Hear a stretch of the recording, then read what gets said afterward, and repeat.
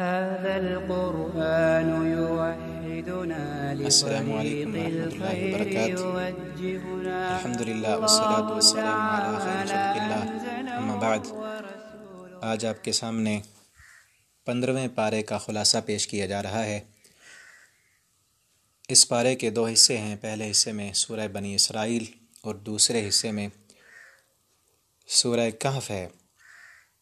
سورہ بنی اسرائیل کے اندر 4 مضامین بیان ہوئے ہیں۔ سب سے پہلا مضمون واقعہ معراج ہے۔ اللہ رب العالمین نے اپنے نبی کریم صلی اللہ علیہ وسلم کو معراج کرائی، 7 آسمانوں کی سیر کرائی۔ اللہ تعالیٰ فرماتے ہیں سبحان الذی اسریٰ بعبدہ، پاک ہے وہ ذات جس نے اپنے بندے کو سیر کرائی، لیلا من المسجد الحرام الی المسجد الاقصی، ایک ہی رات میں مسجد حرام سے مسجد اقصی کی طرف، اور پھر وہاں سے مسجد اقصی سے پھر آسمانوں کی طرف اللہ رب العالمین آپ کو لے گئے۔ اسرا زمینی سفر کو کہتے ہیں، اور معراج جو ہے وہ زمین سے جو آسمان کی طرف سفر ہے وہ اسے کہتے ہیں۔ تو معراج جسمانی ہوئی تھی اور جاگنے کی حالت میں ہوئی تھی، اور ہمارے نبی صلی اللہ علیہ وسلم کو ایک ہی رات میں، رات کے ایک ہی حصے میں مسجد حرام سے مسجد اقصی اور پھر وہاں سے آسمانوں پر لے جایا گیا۔ تو اس کا تفصیلی واقعہ تفاسیر کی کتابوں میں اور احادیث کی کتابوں میں مذکور ہے، وہاں سے دیکھا جا سکتا ہے، کیونکہ ہم نے تو صرف مختصر خلاصہ بیان کرنا ہے۔ تو بنیادی بات یہاں یہ ہے، اللہ فرماتے ہیں عبدی، اپنے بندے کو ہم نے معراج کرائی، اور معراج جسمانی ہوئی اور جاگنے کی حالت میں ہوئی۔ تو اللہ رب العالمین جیسے چاہیں وہ کر سکتے ہیں، دنیا کا وقت روک دیں یا جو مرضی کریں، اللہ رب العالمین کے ہاں تو کسی قسم کی کوئی دیر نہیں ہے۔ اور دوسرا مضمون اس صورت میں جو ہے وہ بنی اسرائیل کا فتنہ اور فساد۔ اللہ تعالیٰ نے بیان فرمایا کہ بنی اسرائیل نے جو زمین پر فساد مچایا، وَقَضَيْنَا إِلَىٰ بَنِي إِسْرَائِيلَ فِي الْكِتَابِ لَتُفْسِدُنَّ فِي الْأَرْضِ مَرَّتَيْنِ وَلَتَعْلُنَّ عُلُوًّا كَبِيرًا، کہ ہم نے یہ فیصلہ کر دیا ہے کہ تم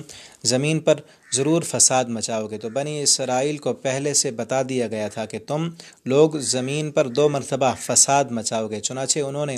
حضرت شعیب علیہ السلام کو ایذا پہنچائی تو بخت نصر کو ان پر مسلط کر دیا گیا، اور دوسری بار جب انہوں نے حضرت زکریہ اور حضرت یحییٰ علیہ السلام کو شہید کر دیا تو بابل کا بادشاہ ان پر مسلط ہوا۔ اس کے بعد اللہ رب العالمین نے بنی اسرائیل کے فسادات کو بیان کرتے ہی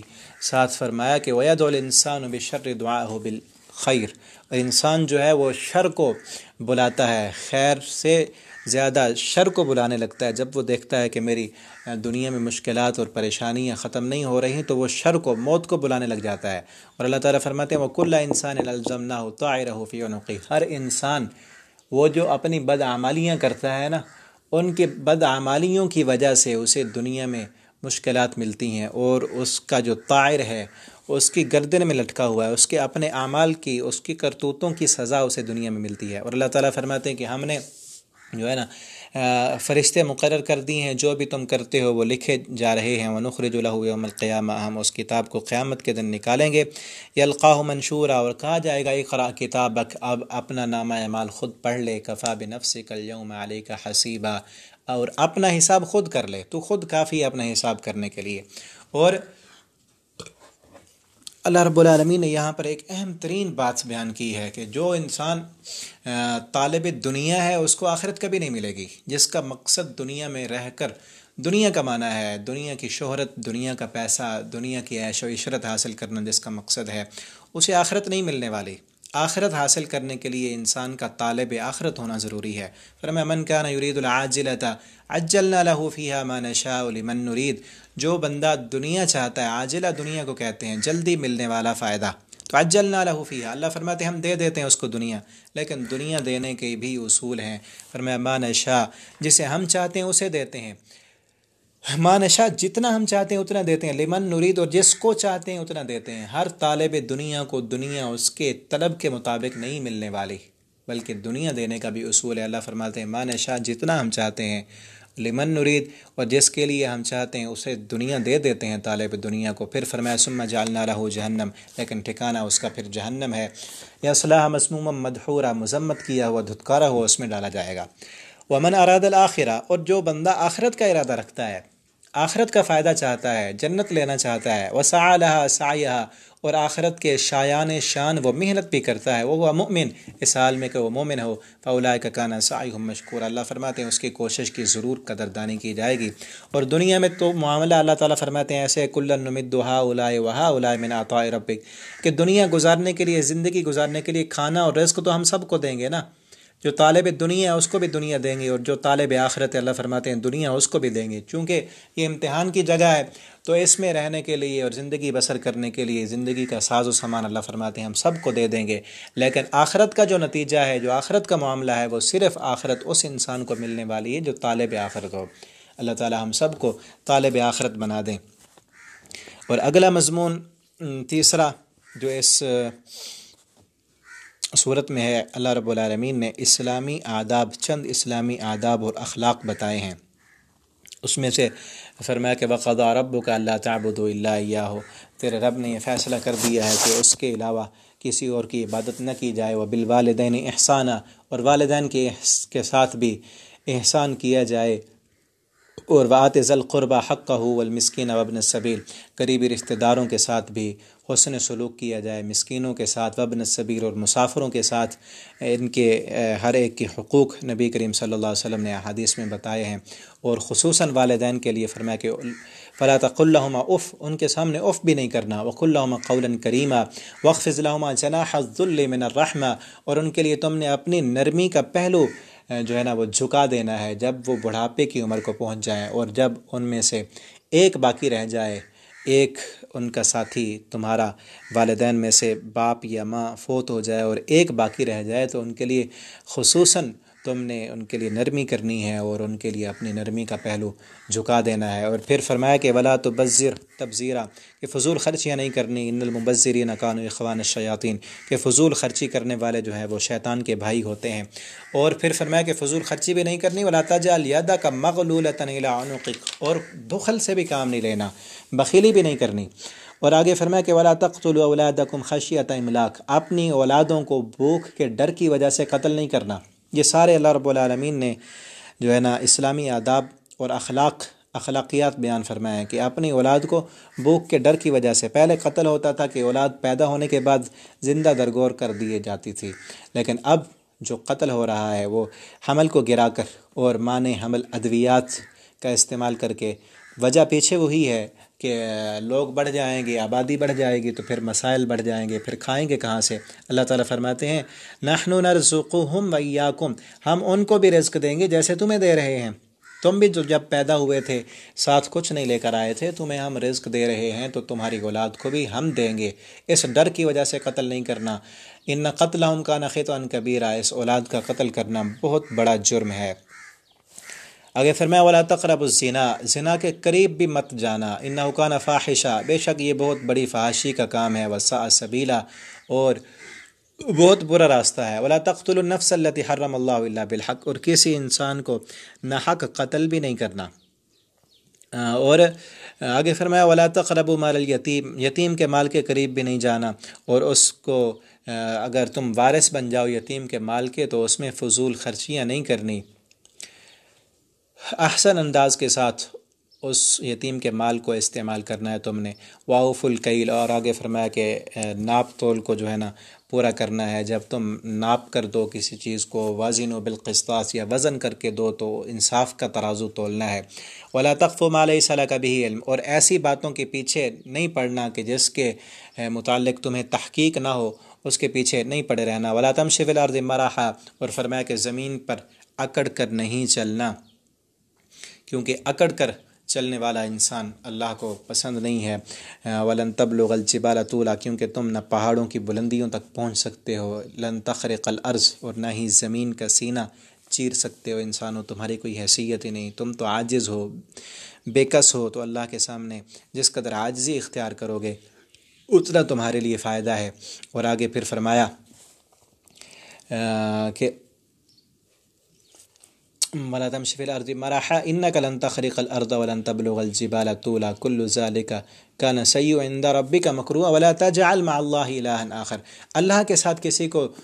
دوسرے کو الہ نہیں بنانا۔ یہ جتنے بھی اخلاقیات اور آداب بتائے ہیں ان کے شروع میں بھی اللہ تعالیٰ نے فرمایا لا تجعل مع اللہ الہا آخر، اللہ کے ساتھ کسی دوسرے کو الہ نہیں بنانا، اور سارے اخلاقیات بیان کرنے کے بعد بھی یہی فرمایا ولا تجعل مع اللہ الہا آخر، کہ جو انسان اللہ کے ساتھ شرک کرتا ہے، کوئی دوسرا الہ اور معبود اور مشکل کشا بناتا ہے، وہ جتنے بھی اخلاقیات اکٹھی کر لے اسے کوئی فائدہ ملنے والا نہیں ہے۔ اور دوسرا معنی یہ ہے کہ جس انسان میں توحید نہیں ہے وہ کائنات کا سب سے بڑا بدخلق انسان ہے، اس میں کسی قسم کی کوئی آداب نہیں ہے۔ جو اللہ کا باادب نہیں، وہ جو مرضی کر لے وہ کبھی باادب نہیں بن سکتا۔ سب سے بڑا ادب اللہ رب العالمین کا ادب ہے، اور اللہ کا ادب یہ ہے کہ اللہ کے ساتھ کسی کو شریک نہ کیا جائے، ایک اللہ کی عبادت کی جائے۔ تو اسی لیے تمام آداب کو بیان کرنے سے پہلے بھی یہی فرمایا لا تجعل مع اللہ الہ، اللہ کے ساتھ کسی اور کو الہ نہ بناؤ، اور سارے آداب بیان کرنے کے بعد بھی یہی فرمایا کہ لا تجعل مع اللہ الہ آخر فتلقى فی جہنم ملوما مدحورا، اگر کوئی بنائے گا اللہ کے ساتھ کوئی دوسرا الہ تو جتنے مرضی اخلاقیات لے کر آ جائے، انسانوں کے حقوق، والدین کے حقوق، معاشرے کے حقوق، مسکینوں یتیموں کے حقوق، ہمسایوں کے حقوق، سب حقوق کو پورا کر کے آئے، لیکن اللہ کے حق میں ڈنڈی ماری اور اس نے شرک کیا تو فتلقى فی جہنم، اسے اوندھے منہ جہنم میں ڈال دیا جائے گا۔ اور اسی طرح اس سورت کا جو اگلا مضمون ہے اللہ رب العالمین نے اس میں قرآن کریم کی عظمت کو بیان فرمایا ہے کہ فرمایا وَلَقَدْ صَرَّفْنَا فِي هَذَا الْقُرْآنِ، کہ اس قرآن میں ہم اپنی نصیحتیں پھیر پھیر کر بیان کرتے ہیں لِيَذَّكَّرُوا، تاکہ آپ نصیحت حاصل کریں۔ اور فرمایا وَنُنَزِّلُ مِنَ الْقُرْآنِ مَا هُوَ شِفَاءٌ وَرَحْمَةٌ لِّلْمُؤْمِنِينَ، کہ ہم نے اس قرآن کو مومنوں کے لیے شفا اور رحمت بنایا ہے۔ اور فرمایا کُلَّ إِنِ اجْتَمَعَتِ الْإِنسُ وَالْجِنُّ عَلَىٰ أَن يَأْتُوا بِمِثْلِ هَذَا الْقُرْآنِ لَا يَأْتُونَ بِمِثْلِهِ، اگر سارے جن اور سارے انسان جمع ہو جائیں اس قرآن کی مثل ایک آیت بھی پیش کرنا چاہیں تو لا یأتون بمثلہ، اس قرآن کی طرح ایک آیت بھی وہ نہیں بنا سکتے۔ یہ قرآن کوئی انسانوں کا کلام نہیں ہے، یہ اللہ رب العالمین کی طرف سے ہے۔ تو اللہ رب العالمین نے قرآن کی عظمت اور اس کا معجزہ ہونا ثابت کیا ہے کہ تم سب مل کر اس قرآن کی ایک آیت بھی نہیں بنا سکتے۔ اگلے چوتھے نمبر پر جو اس حصے کا مضمون ہے وہ کئی ایک باتیں اللہ رب العالمین نے اس کی بیان فرمائی ہیں۔ مثلا قرآن کریم کا معجزہ ہونا جو میں نے ابھی بتایا آپ کو، اور اللہ رب العالمین نے انسان کو جو عزت دی، جو تکریم دی کہ وَلَقَدْ كَرَّمْنَا بَنِي آدَمَ وَحَمَلْنَاهُمْ فِي الْبَرِّ وَالْبَحْرِ، کہ ہم نے بنی آدم کو عزت اور تکریم عطا فرمائی، اور بنانے کے بعد وَإِذْ قُلْنَا لِلْمَلَائِكَةِ اسْجُدُوا لِآدَمَ، آدم علیہ السلام کو ملائکہ نے سجدہ کیا۔ یہ بھی ایک پوری انسانیت کی تکریم ہے، کیونکہ انسانیت کے باپ آدم علیہ السلام ہے، تو ان کو جب سب فرشتوں نے سجدہ کیا تو ساری انسانیت کی یہ تکریم ہوئی۔ تو آگے اسپیشلی فرمایا کہ وَلَقَدْ كَرَّمْنَا بَنِي آدَمَ وَحَمَلْنَاهُمْ فِي الْبَرِّ وَالْبَحْرِ، اور پھر اسی طرح نبی کریم صلی اللہ علیہ وسلم کو تہجد کی نماز پڑھنے کا حکم دیا گیا کہ اقم الصلاۃ لدلوق الشمس الی غسق اللیل ومن اللیل فتہجد بہ نافلۃ لک عسی ان یبعثک ربک مقاما محمودا۔ اور اسی طرح مشرکین مکہ کے جو مطالبات تھے، وہ کہتے تھے وقالوا لن نؤمن لك حتى تفجر لنا من الارض ينبوعا، کہ ہم اس وقت تک ایمان نہیں لائیں گے کہ آپ یہاں سے ایک چشمہ نکالیں، او تکون لک جنت من نخیل، یا آپ کے لیے ایک باغ ہو اور پہاڑ سونے کے بن جائیں، او یکون لک بیت من زخرف او ترقى في السماء، آپ کے لیے ایک سونے کا جو ہے نا وہ جواہرات کا، ہیروں کا گھر ہو، یا آپ آسمان پر سیڑھی لگائیں اور اوپر چڑھ جائیں۔ اور پھر بھی نہیں مانے گے یہاں تک کہ آپ سیڑھی لگا کر آسمان پر چڑھیں، پھر وہاں سے ایک مکمل حتیٰ تنزل علینا کتابا نہ کرو، کہ مکمل کتاب لے کر آئیں تو پھر ہم مانیں گے۔ تو اللہ تعالیٰ نے اس کے بارے میں فرمایا آپ ان سے کہہ دیں قل سبحان ربی، میرا رب پاک ہے، هل كنت الا بشر رسولا، میں تو بشر اور رسول ہوں، یہ سارے معجزات لانا میرے بس کی بات نہیں ہے، یہ اللہ رب العالمین کے اختیار میں ہے۔ اللہ رب العالمین نے آگے پھر حضرت موسیٰ علیہ السلام کا بھی مختصر سا ذکر کیا ہے کہ وَلَقَدْ آتَيْنَا مُوسَىٰ 9 آیات بینات، کہ ہم نے موسیٰ علیہ السلام کو 9 نشانیاں دی تھیں، اور نشانیوں کا تذکرہ اور جگہ پر ہے۔ آگے اللہ رب العالمین نے فرمایا اپنی صفات بیان کرتے ہوئے کہ قُلِ ادعوا اللَّهَ أَوِ ادعوا الرَّحْمَٰنَ، اللہ رب العالمین کے کئی نام ہیں، کئی اسماء و صفات ہیں۔ فلہ الاسماء الحسنى کہ اس کے لیے اچھے اچھے نام ہیں، ولا تجہر بصلاتک ولا تخافت بها وابتغ بین ذلک سبیلا، اور آگے فرمایا وقل الحمد للہ، ساری تعریفیں اس رب کے لیے، لم یتخذ ولدا کہ اس کا کوئی بیٹا نہیں ہے، ولم یکن لہ شریک فی الملک اور اس کا کوئی بادشاہت میں شریک نہیں ہے، ولم یکن لہ ولی من الذل اور اس کا کوئی ایسا دوست بھی نہیں ہے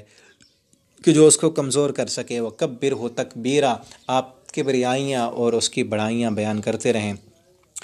تو اسی طرح ایک حصہ مکمل ہوا۔ دوسرے حصے میں سورہ کہف ہے۔ سورہ کہف کے جو ابتدائی حصہ اس پارے میں ہے اس میں 2 مضامین بیان ہوئے ہیں۔ پہلا مضمون میں 2 قصے بیان ہوئے ہیں، 2 قصے۔ ان میں سے پہلا قصہ اصحاب کہف کا ہے۔ اصحاب کہف وہ چند صاحب ایمان نوجوان تھے جن کے بارے میں اللہ رب العالمین نے سورت کے شروع میں بیان فرمایا ہے۔ وہ مشرکین مکہ نے آپ سے سوال کیے تھے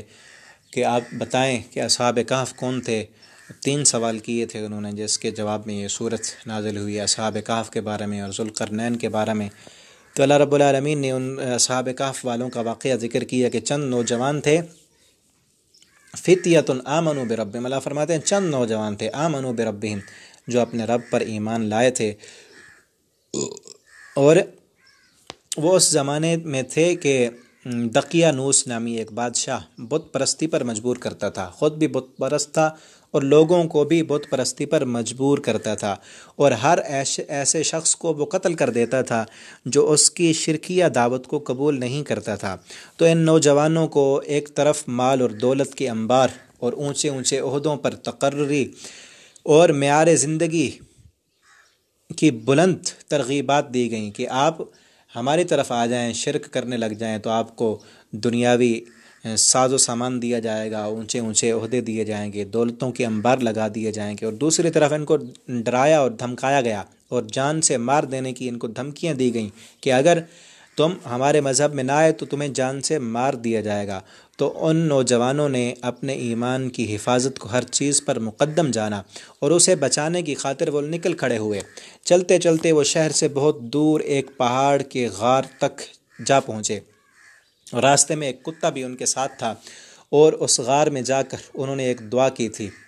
بہت زبردست دعا جو اللہ رب العالمین نے یہاں بیان فرمائی ہے۔ کہنے لگے ربنا آتنا من لدنک رحمہ وہیئ لنا من امرنا رشدا، اے رب، اے ہمارے رب، تو ہمیں اپنی طرف سے رحمت دے دے۔ اب تو جانتا ہے کہ وہ ہماری جان کے دشمن بنے ہوئے ہیں، ہم بھاگ کر اس غار میں آ گئے۔ آتنا من لدنک رحمہ، اللہ تو ہمیں اپنی طرف سے رحمت عطا فرما، وہیئ لنا من امرنا رشدا، اور ہمارے لیے ہمارے ہر معاملے میں تو آسانی فرما دے۔ اللہ فرماتے ہیں فضربنا علی آذانہم، پھر ہم نے ان کے کانوں پر تھپکیاں دے کر ان کو اس غار میں سلا دیا، جس طرح ماں اپنے بیٹے کو تھپکیاں دیتی ہے اور دلاسے دے کر سلا دیتی ہے۔ اللہ فرماتے ہیں فضربنا علی آذانہم وربطنا علی قلوبہم، ہم نے ان کے کانوں پر تھپکیاں دیں، وربطنا علی قلوبہم، اور ان کے دلوں کو ہم نے سکون دے دیا، اور اس غار میں وہ جا کر سوئے رہے، اور اللہ رب العالمین نے انہیں گہری نیند سلا دیا، یہاں تک کہ وہ 309 سال تک اس غار میں سوئے رہے۔ جب نیند سے بیدار ہوئے تو کھانے کی فکر ہوئی، تو ان میں سے ایک کو انہوں نے کھانا خریدنے کے لیے شہر کی طرف بھیجا۔ وہاں جب پہنچا تو انہیں پہچان لیا گیا کہ 3 صدیوں میں حالات بدل چکے تھے۔ لوگوں نے دیکھا تو عجیب و غریب اس کی حالت تھی، اور اس کے پاس پیسے بھی 3 صدیاں پہلے کے تھے، لیکن اب جو حالات تھے کہ وہ پہلے والی شرک کی حکومت ختم ہو چکی تھی، اب جو بادشاہ تھا وہ موحد تھا۔ تو اس نے اس سے تحقیقات کی، پھر ان سب کو اصحاب کہف والوں کو بلا لیا، تو یہ لوگ اب اس بادشاہ کے سامنے ایک ہیروز کی حیثیت میں سامنے آئے۔ تو اللہ رب العالمین نے وہ واقعہ اپنے نبی صلی اللہ علیہ وسلم پر اس لیے بیان فرمایا ہے کہ آج آپ بھی ان لوگوں کو جو ایمان پر مقدم رہے، اپنے ایمان کی حفاظت کی، اللہ رب العالمین نے ان کی پھر کیسے حفاظت کی۔ ہمارے لیے بھی اس میں نصیحت ہے کہ ہر فتنات کے دور میں اپنے ایمان کی حفاظت کو ترجیح دینی چاہیے۔ تو اللہ پیارے پیغمبر صلی اللہ علیہ وسلم نے بھی اسی صورت کے بارے میں فرمایا ہے کہ جو بندہ سورہ کہف کو یاد رکھے گا، خصوصاً اس کی پہلی 10 آیتیں، تو دنیا کے فتنے میں وہ مبتلا نہیں ہوگا، حتیٰ کہ دجال تک کا فتنہ بھی اس کو نقصان نہیں پہنچا سکے گا۔ اور دوسرا قصہ جو اس صورت میں ہے، اس حصے میں، وہ حضرت موسیٰ اور حضرت خضر علیہ السلام کا قصہ ہے۔ تو اس قصے میں وہ قصہ انشاءاللہ اگلے پارے میں ہوگا۔ دوسرا مضمون جو اس صورت کا ہے، اس میں 2 مثالیں بیان کی گئی ہیں۔ پہلی مثال، 2 شخص تھے، ایک کے باغات تھے اور وہ پیسے روپے والا اور امیر ترین آدمی تھا۔ وَضْرِبْ لَهُمْ مَثَلَ الرَّجُلَيْنِ، اللہ فرماتے ہیں 2 بندوں کی مثال، جَعَلْنَا لِأَحَدِهِمَا جَنَّتَيْنِ مِنْ أَعْنَابٍ، ایک کے باغات تھے انگوروں کے، تو دوسرا اسے کہتا تھا کہ یہ باغ اللہ رب العالمین کی طرف سے رحمت ہیں۔ وَدَخَلَ جَنَّتَهُ وَظَالِمٌ لِنَفْسِهِ، وہ اس باغ میں داخل ہوا، اپنے نفس پر ظلم کرنے والا تھا۔ تو اس کا بھائی اسے یہ نصیحت کرتا تھا کہ اذ دخلت جنتک قلت ما شاء اللہ، جب تو اپنے باغ میں داخل ہو تو ما شاء اللہ کہا کر، لا قوت الا باللہ، یہ کہا کر کہ یہ اللہ تعالیٰ نے دیا ہے، میری قوت اور طاقت نہیں ہے۔ تو اس نے نہ مانا، تو اللہ رب العالمین کا اس پر عذاب آیا اور اس کے باغات جل کر راکھ ہو گئے اور پھر وہ شرمندہ ہوا۔ دوسری مثال اللہ رب العالمین نے دنیا کی زندگی کی مثال دی ہے۔ فرمایا دنیا کی زندگی کی مثال تو ایسے ہے کہ وَضْرِبْ لَهُم مَثَلَ الْحَيَاةِ الدُّنْيَا كَمَاءٍ أَنزَلْنَاهُ مِنَ السَّمَاءِ فَاخْتَلَطَ بِهِ نَبَاتُ الْأَرْضِ فَأَصْبَحَ حَشِيمًا تَذْرُهُ الرِّيَاحُ، یہ ایسے ہے جیسے آسمان سے پانی برسا، زمین سرسبز و شاداب ہو گئی، کچھ عرصے تک وہ سرسبزی اور شادابی باقی رہی، لیکن کچھ عرصے کے بعد وہ سرسبزی سوکھ گئی، تذرہ الریاح، سوکھ کر وہ چورا بن گئی۔ جس طرح یہ دنیا کے خوبصورتیاں اور اس کی رونقیں سوکھ جاتی ہیں اور ختم ہو جاتی ہیں، اسی طرح اللہ تعالیٰ نے فرمایا دنیا کی زندگی کی مثال ہے کہ ایک دن یہ بچہ ہوتا ہے، جب پیدا ہوتا ہے انسان تو پھر آہستہ آہستہ جوان ہوتا ہے، اس پر رونقیں آتی ہیں، جوانی کی بہاریں آتی ہیں، اور پھر آہستہ آہستہ وہ بڑھاپے کی طرف جاتا ہے اور سوکھ جاتا ہے۔ اللہ تعالیٰ فرماتے ہیں دنیا کی زندگی بیان ہی ایسے ہے۔ اور اس صورت کے شروع میں اللہ تعالیٰ فرماتے ہیں اِنَّا جَعَلْنَا مَا عَلَى الْأَرْضِ زِينَةً لَهَا، کہ ہم نے اس زمین پر جو کچھ بھی ہے اس زمین کی زینت بنایا ہے، لِنَبْلُوَهُمْ، تاکہ ہم تمہیں آزمائیں، أَيُّهُمْ أَحْسَنُ عَمَلًا، دیکھیں کہ تم میں سے کون اچھے عمل کرنے والا ہے۔ وَإِنَّا لَجَاعِلُونَ مَا عَلَيْهَا صَعِيدًا جُرُزًا، کہ اس زمین پر جو کچھ بھی ہے قیامت کے دن ایک وقت آنے والا ہے کہ ہم اس سب کو صعیداً جرزا، اس سب کو مٹا کر، یہ لمبی لمبی بلند و بارہ عمارتیں، یہ تمہارے بڑے بڑے ٹیکنالوجی اور بڑی بڑی فیکٹریاں، یہ سب کچھ ہم اس کو صعیداً جرزا مٹا کر چٹیل میدان کر دیں گے۔ تو یہ ساری چیزیں انسان کے لیے آزمائش ہیں۔ فرمایا المال والبنون زینت الحیات الدنیا، یہ مال بھی، اولاد بھی، یہ دنیا کی زینت اور رونقیں ہیں۔ والباقیات الصالحات، اور باقی رہنے والی جو نیکیاں ہیں، خیر عند ربک، وہ آپ کے رب کے ہاں بہتر ہے، ثواب و خیر عملا، ثواب اور بہتر بدلے کے اعتبار سے۔ تو یہ ساری دنیا کی زندگی امتحان ہے، اللہ رب العالمین نے اس صورت میں ہمیں بتایا ہے۔ تو اس کو پڑھنے والا، ان آیتوں کو یاد کرنے والا اور ہر جمعے اس صورت کو پڑھنے والا دنیا کے فتنوں سے بھی محفوظ رہتا ہے اور آخرت کے فتنوں سے بھی۔ وہ اسی وجہ سے ہے، جس بندے کو یہ بات سمجھ آ گئی نا کہ المال والبنون زینت الحیات الدنیا، دنیا کی زندگی یہ مال اور رونقیں، کہ انا جعلنا ما علی الارض زینۃ لہا، زمین پر جو کچھ بھی اللہ فرماتے ہیں ہم نے دنیا کی رونق بنایا ہے۔ جس کو یہ سمجھ آ گیا نا کہ یہ امتحان ہے، یہ امتحان ہے اور دنیا کی ظاہری رونقیں ہیں، اس میں حقیقت کچھ نہیں ہے، اصل زندگی آخرت کی زندگی ہے، تو وہ دنیا کے ہر فتنے سے بچ جائے گا اور دجال کے دجل سے بھی بچ جائے گا۔ اور جس انسان کو یہ بات سمجھ نہ آئی کہ جو دنیا کی رنگینیاں ہیں، یہ عیش و عشرت ہے، یہ جدید ٹیکنالوجی اور جدید مشینیں، یہ وہ ان میں لگا رہا اور ان کے پیچھے پڑا رہا، اور اس کے ذہن میں یہ آیا کہ یہ جدید ٹیکنالوجی، یہ میری محنتیں، یہ دنیا، یہی سب کچھ ہے، تو وہ دنیا کے فتنے میں بھی مبتلا ہو جائے گا اور دجال کا دجل بھی اسے اپنے فریب میں لپیٹ لے گا۔ تو اللہ تعالیٰ سے دعا ہے اللہ تعالیٰ ہم سب کو دنیا کے فتنوں سے محفوظ فرمائیں، قرآن کریم کو ہمارے دلوں کا نور اور بہار بنا دیں، اسے پڑھنے کی، سمجھنے کی، اس کے مطابق زندگی بسر کرنے کی توفیق دیں۔ والسلام علیکم ورحمۃ اللہ وبرکاتہ۔